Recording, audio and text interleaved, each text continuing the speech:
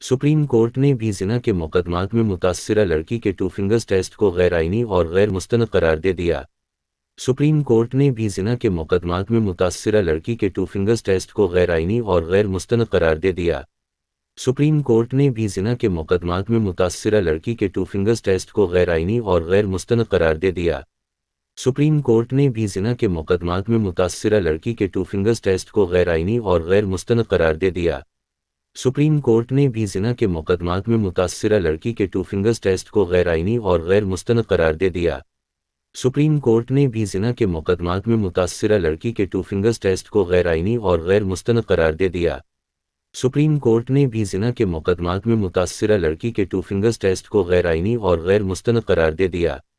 Supreme court نے بھی زنا کے مقدمات میں متاثرہ لڑکی کے ٹو فنگرز ٹیسٹ کو غیر آئینی اور غیر مستند قرار دے دیا۔